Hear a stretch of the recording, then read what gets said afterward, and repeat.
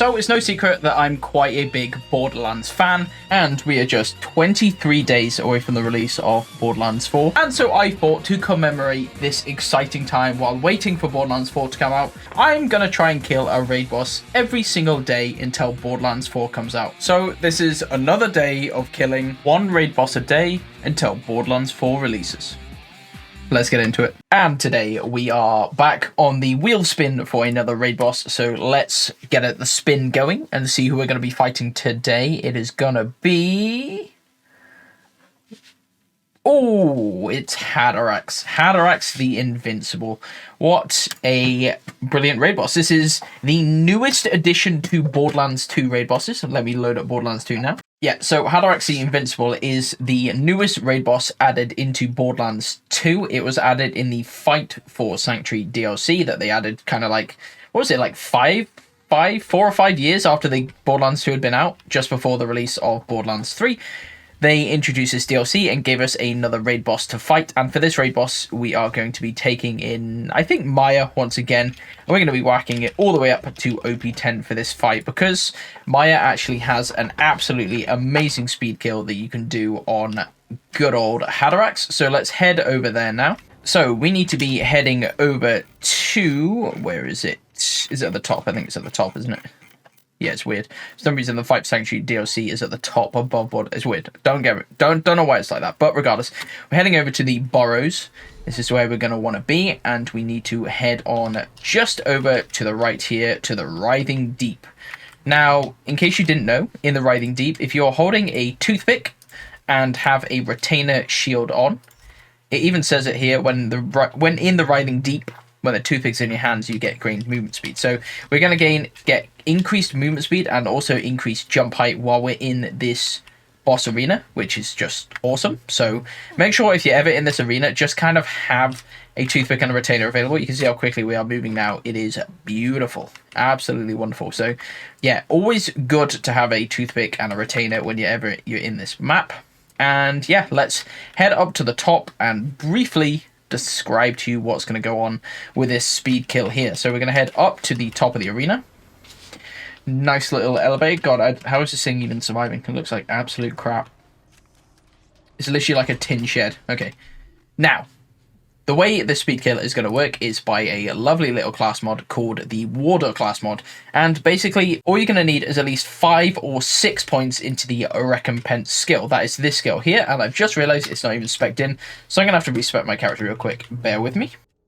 There we go. So all respec. Like I said before, we need this skill here spec'd into to basically have the 100% chance to hurt our attacker. Now, because we have 6 points into recompense, this is up at 110%. But of course, we all know 100% and 110 is the same. We just have a guaranteed chance to hurt our attacker.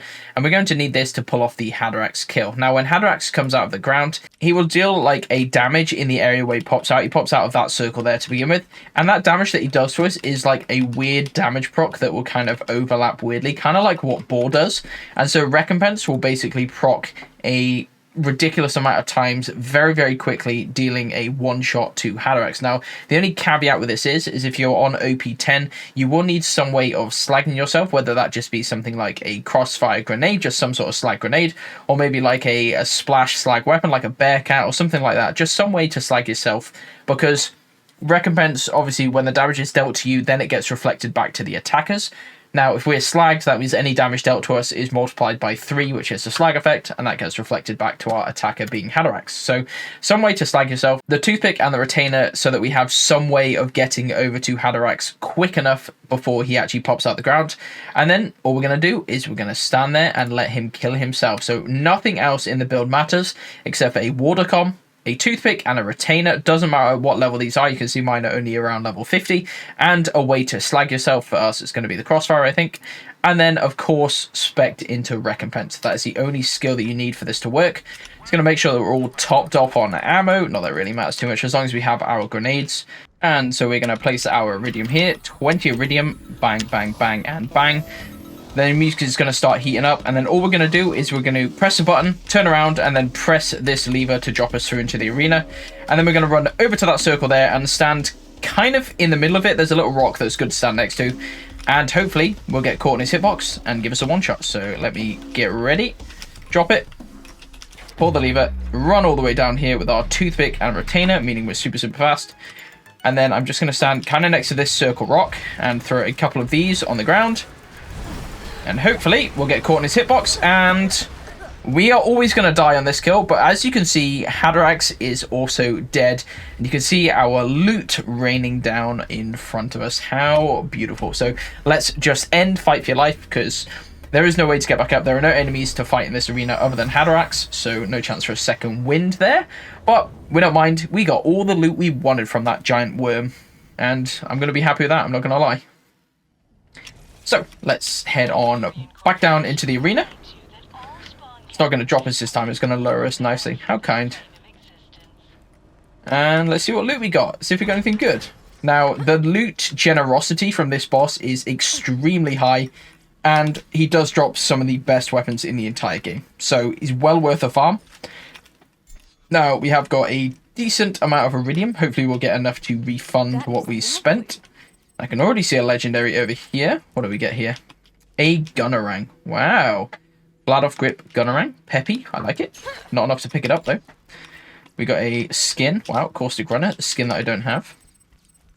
And some more iridium. Some more iridium. Okay. Oh, I thought we saw Pearl. They overlapped weirdly.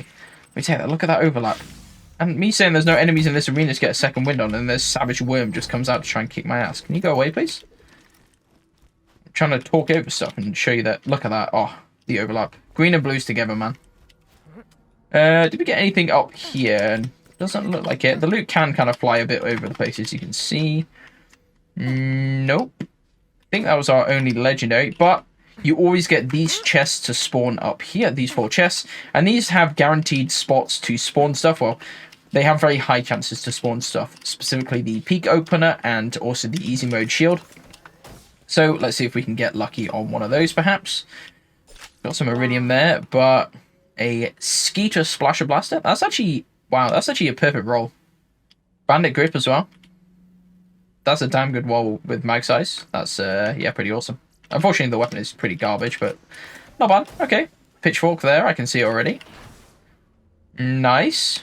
Surgical Pitchfork with a Hyperion Grip. We got the hard carry, which is going to be, if we pair that with the easy mode and the toothpick. Not the toothpick, the... What's it called? I've forgotten what it's called now. Peak Opener. You combine both with the Peak Opener. In Digishock Peak, it will basically make it an absolute breeze. We've got a Droog up there with a Jacob's Grip for extra damage. Okay, nothing in that one that I'm too interested at. We have a Haluk, a Volcano there as well. Nice. Lovely Gentleman's Volcano. We have a Dart, which is obviously poo-poo. Ooh, 0.9 fuse, not bad. Always be on the lookout for a sticky longbow 0 fuse singularity grenade. They're amazing. Or just a longbow 0 fuse. And we got just a crowdsourcing at the top there. No, thank you. And what do we have in this one? There we go. We have the easy mode shield here. We have some more iridium. Yeah, this is the shield I'm talking about.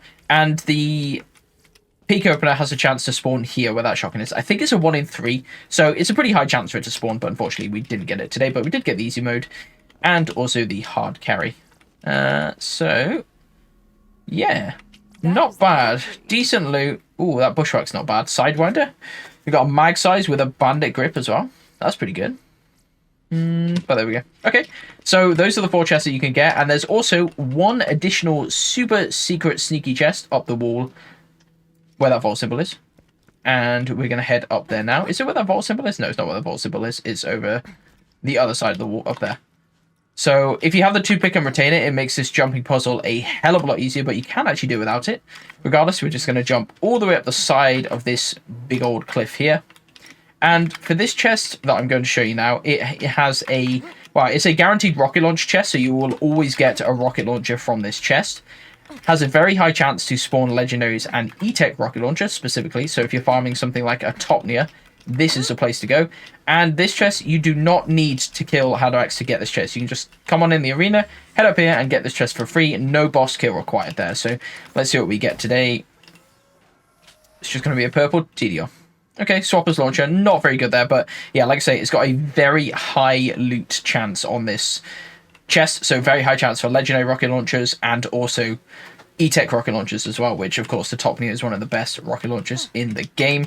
And if you're wondering how I managed to get my Topneas, yep, it is this place right here. This is the best place to farm Topneas in the entire game, so make sure to make use of that. But regardless, there we go. That's Hadarax down for another day, another raid boss defeated. Thank you very much for watching.